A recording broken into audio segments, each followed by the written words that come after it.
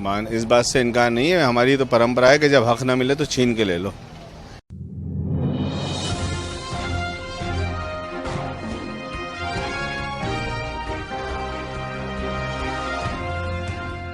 नमस्कार, मैं हूं रविंद्र जैन और आप देखना शुरू कर चुके हैं सबकी खबर। मध्य प्रदेश के इतिहास में ये पहली बार हो रहा है कि इस विधानसभा चुनाव में 5 सीटें ऐसी हैं जहां निकट रिश्तेदार सामने खड़े हैं।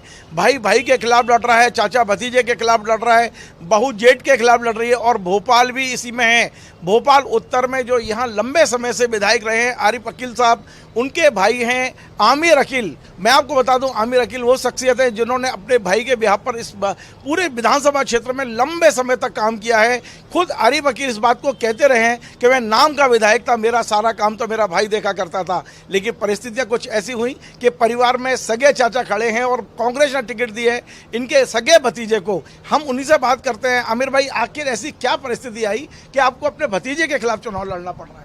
नहीं, पहली बात तो ये है कि मुझे लड़ नहीं पड़ रहा, लोग लड़ा रहे हैं मुझे, रविंद्र भाई। दूसरी बात ये है कि सर्वे के अंदर मेरा नाम था, कमलनाथ जी ने जो सर्वे कराया था उसके अंदर मेरा नाम था कि आमिर अकील का नाम जो है सबसे ऊपर है। और वो भास्कर ने चलाया भी था और दूसरे चैनलों में भी चलाया था, आपने पता नहीं चलाया कि नहीं चलाया। लेकिन जब मेरा नाम था, सब चीज़ें थी, कि कमलनाथ जी का ये कहना था कि जिसका सर्वे में नाम आएगा उसको टिकट दिया जाएगा।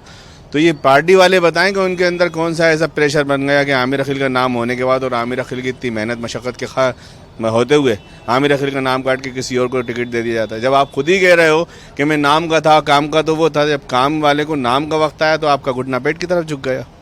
लेकिन आमिर भाई, ये बात तो सत्य है कि बेशक आरिफ अकील साहब विधायक थे, लेकिन सारी शक्तियां आपके पास थी, आप विधायक जैसे ही थे, विधायक से कम नहीं रहे पिछले 15-20 साल में। फिर ऐसा क्या कि अपने भतीजे के खिलाफ आपको उतरना पड़ा और आज भाई भाई के बीच में एक दीवार खड़ी हुई दिख रही है? दीवार खड़ी होने वाली बात आप बोल रहे हैं, मैं ये फिर आपसे कहूँगा कि मैं खड़ा नहीं हुआ हूँ, मुझे लोगों ने खड़ा करा है। जिस हिसाब से मैं लोगों का, मैं तो आपके माध्यम से कहना चाह रहा हूँ, जितने भी कैंडिडेट हैं भोपाल उत्तर विधानसभा के अंदर, अगर वो उत्तर विधानसभा का मोहल्ले वाइज नाम बता देंगे तो ये आमिर अकील उसी वक्त उनके समर्थन में बैठ जाएगा। लेकिन सवाल ये है कि ये जो नाम दिया है आपके भतीजे का, आपके भाई ने ही नाम दिया है और शायद परिवार में उन्होंने आपको बुला के समझाने की भी कोशिश की है। नहीं, मेरे को कोई समझाने की कोशिश नहीं करी। आप ही के माध्यम, आप ही का सवाल है कि साहब सर्वे में नाम आया उनका दे दिया और आप कह रहे हो कि उन्होंने प्रेशर बना के ले लिया। तो ये मुझे नहीं मालूम कि उन्होंने, एक तरफ तो कह रहे हैं कि पार्टी का निर्णय, एक तरफ ये कह रहे हैं कि मैंने पूछा है तो किससे पूछा उसका नाम डिक्लेयर कर दें। एक तरफ किससे बात करी, मुझसे तो नहीं पूछा। ये तो आरिफ अकील साहब ने खुद बयान दिए हुए, मैंने टीवी पे भी सुने हैं कि मैंने अपने बेटे का नाम दिया है पार्टी को कि मैं चाहता हूं मेरे बीच वाले बेटे को टिकट दी जाए।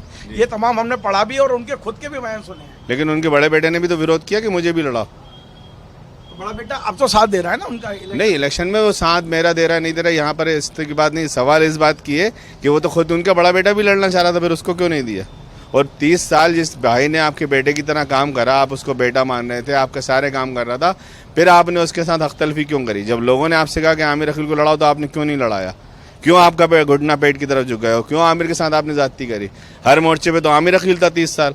आज आपको डोर टू डोर कन्वेंसिंग करने की क्या जरूरत पड़ रही है? 30 साल के अंदर 5 मरतबा आप विधायक बने तो अभी कभी आपने डोर टू डोर कन्वेंसिंग करी? ये बात तो आरिफ अकील साहब भी कह रहे हैं और ऑन कैमरा कह रहे हैं कि मैं नाम का विधायक था, काम का विधायक तो आपको ही बता रहे हैं। तो रविंद्र भाई, काम का विधायक जब नाम का बनना चाह रहा है तो पेट में दर्द क्यों हो रहा है? विधायक बनाओ ना, उसको बड़ा दिल करो ना। 30 साल बेटे की तरह इस्तेमाल करते हो। जब मेरे फादर की डेथ होती है तो आप कहते हो ये मेरा बड़ा बेटा है। तो मैंने भी उसका परिपालन किया, आपको भी अपने फादर की समान समझा। आपने तो पार्षद के इलेक्शन में ये कहा था कि तुम भी टिकट मांगो, ये भी मांग रहे हैं। जब मैंने मांगा तो आपने मना करके घुटना पेट की 15 अगस्त की रैली में आपने ऐलान कर दिया। क्यों करा ऐलान? आप पहले सबसे बात तो कर लेते, परिवार में बैठ के बात कर लेते, किसी से बात ही नहीं करी आपने तो तुगलकी फरमान जारी कर दिया कि मेरे टिकट को दे दो, मेरे बेटे को टिकट दे दो। मेरी 30-33 साल लगभग उम्र तजुर्बा है सियासी का और बंदे की उम्र 30 साल है मात्र। आमिर भाई, एक बात आप भी जानते हो, आप मेरे 30 साल पुराने मित्र हो। हमने ये देखा है कि ये जो सीट है इसकी फितरत ये है कि यहाँ पर वोट एक तरफा जाएगा। जिन्होंने तय कर लिया है, हमने देखा 8000 लोगों की नौकरी लगवाई थी रसूल अहमद सिद्दीकी साहब ने, और जब वो चुनाव लड़े तो जीता कौन और आप हम जानते हैं उनको कितने वोट मिले थे। ऐसी स्थिति में यह इस उत्तर विधानसभा सीट का आज माहौल क्या है? और ये भी एक चर्चा है जिसका भी मैं जवाब आपसे चाहूँगा कि यहाँ एक चर्चा है कि अंत के 2-3 दिन पहले मीटिंग हो जाती है और फिर तय हो जाता है कि हमें किस तरफ जाना है। हो सकता है आपकी तरफ आए, हो सकता है उधर आए। आप इसके लिए क्या प्रयास चल रहा है और ये जो मैं कह रहा हूँ इसमें कितनी सत्यता है? इस बात से इनकार नहीं है, हमारी तो परंपरा है कि जब हक ना मिले तो छीन के ले लो। मछली के इलेक्शन में भी हमें उस टाइम बड़े भैया को हक नहीं मिला तो उन्होंने छीन के ले लिया। इस टाइम मेरा हक था तो मुझे लोग इंडिपेंडेंट लड़ा रहे हैं, तो मुझे जब लड़ा रहे हैं तो मेरा हक मुझे दिलवाएगी जनता।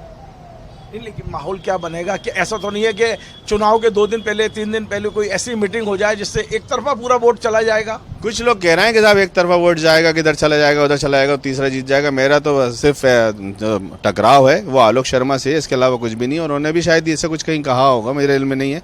लेकिन मैं तो इससे इतनी बात जानता हूँ कि 33 साल लगभग मेरा सियासी तजुर्बा है। आलोक शर्मा जी का 10 साल का तजुर्बा है, 5 साल पार्षद का, 5 साल महापौर का। महापौर कार्यकाल में इतना खराब परफॉर्मेंस किसी भी मध्य प्रदेश के अंदर जितने भी महापौर रहे उनमें किसी का खराब नहीं रहा। और जिस हिसाब से वो बंटवारा कर रहे हैं, हिंदू मुस्लिम कर रहे हैं आलोक भाई, तो वो आलोक भाई जाने, मेरे साथ तो लोग जुड़े हुए हैं। चाचा भतीजे की लड़ाई में आलोक को फायदा हो जाएगा? भतीजे को तो चौहद्दी भी नहीं मालूम। मतलब आपको लगता है कि भतीजा किस नंबर पर रहेगा?